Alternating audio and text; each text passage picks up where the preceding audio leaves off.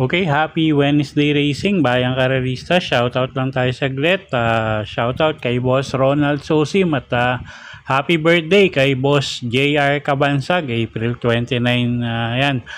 Boss, happy birthday sa'yo, Boss JR. At yun nga, Wednesday racing tayo, no? Meron tayong mga carryover sa pick 6 at pick 5, yung sa winner take all natin sa Biyernes gaganapin niya, no, yung carryover nga sa winner take all. Okay, so usual Wednesday night racing schedule tayo, 7 karera, start time 5:30 ng hapon at medyo may kahirapan yung mga lineup natin ngayon. Double check nyo na lang yung programa, no, for the amount para sa mga carryover. Okay, race 1 tayo. 3-year-old and above maiden race placers. Mahirap na karera agad. Distansya 1,400 meters. Start ng peak 5. Okay, first choice natin dito, kalahok numero 4, Sterling Pounds. JA Pastoral yung re-renta dyan. Medyo matagal-tagal na rin sa maiden to, so tingin ko hinog na rin manalo. Second choice natin yung kalahok numero 5, Edge of Glory. RJC Tabor naman yung sasakay dyan.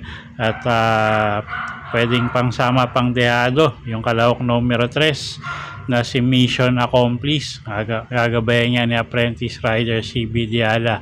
Okay, so dagdag na lang kayo dyan kung may kursunada kayong iba. So first choice nga natin, kalahok numero 4, Sterling Pound. Second choice, kalahok numero 5, Edge of Glory.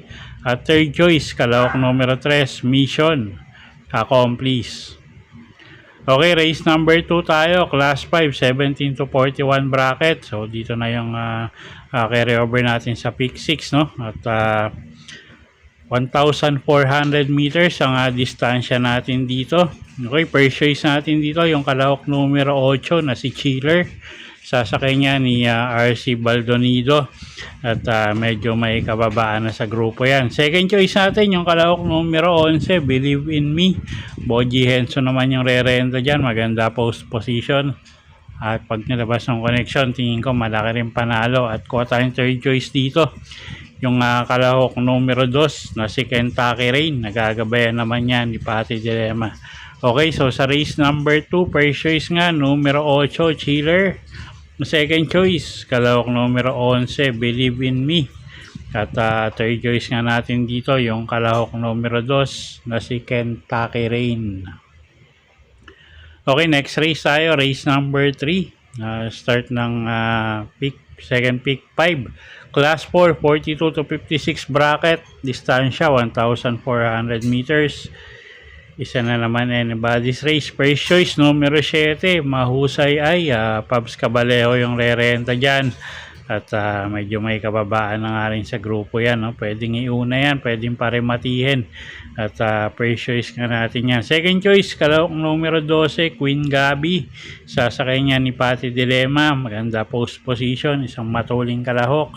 At siya nga yung second choice natin. At third choice nga natin dito, yung kalahok numero 8 na si Player Andre. Gagabayan naman yan ni John Paul Eguse. Okay, so sa race number 3, first choice nga, kalahok numero 7, mahusay ay. Second choice, kalahok numero 12, Queen Gabi. At third choice nga natin, kalahok numero 8, Player Andre.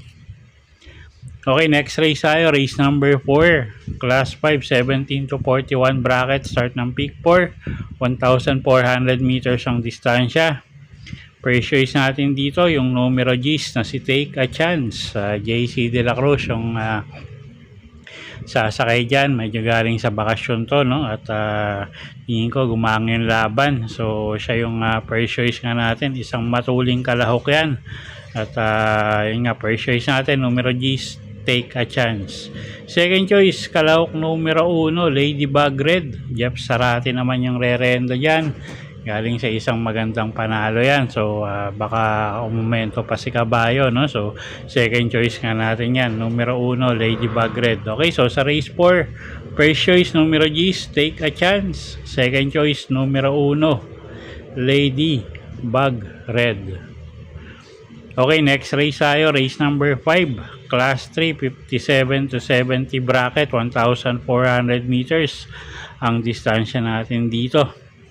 Okay, first choice natin dito, kalahok numero 11, user JB Hernandez yung gagabay dyan, galing sa isang magandang panalo, no? At yun nga, medyo may kabigatan yung tinalo nito, sila Ready to Risk It All.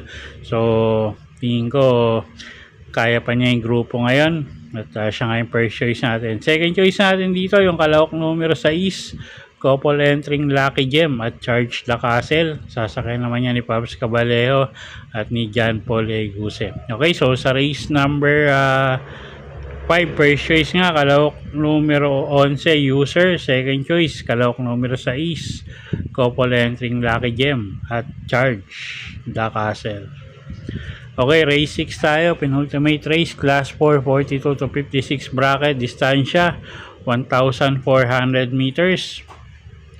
Okay, first choice natin dito, yung kalahok numero 5 na si Manganta na. Amon Raquel yung re-renta dyan, medyo tingin ko medyo kinapos lang nakaraan to, no? At sinubukan lang, so ngayon mag-i-improve yung performance niya sigurado. Second choice, kalahok numero 8, Agent Romanov. Alison Pabilik naman yung re-renta dyan, at siya nga yung second choice natin, isang deremating kabayo. At pwedeng pangsama sa mga exotic nyo yung kalahok numero 12 na si Kai, at kalahok numero 3 na si Just Attach. Okay, so sa race 6, first choice nga numero 5, Manganta na. Second choice numero 8, Agent Romanov, at pwedeng pangsama pang diado sa exotic numero 12, Kai, at kalahok numero 3 na si Just Attach. Okay, race 7 tayo, last and final race for the day, class 4, 42 to 56 bracket, 1,400 meters ang distansya natin dito.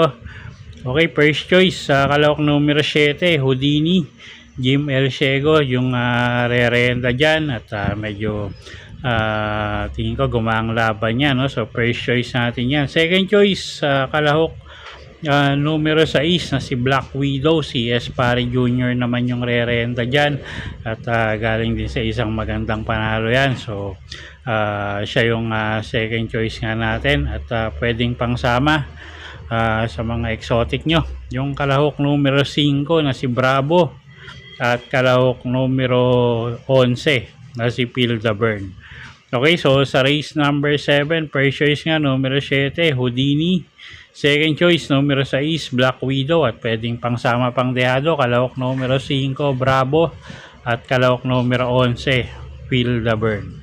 Okay, so yun po yung mga giya natin para sa araw ng Miyerkules, April 29, 2026. Sana po yung makatulong sa pagpili nyo ng mga tatayaang kabayo. Inulit ko po, kayo pa rin po masusunod kung saan nyo itataya yung pinagpaguran yung pera. Good luck po at happy Wednesday racing, bayang karerista.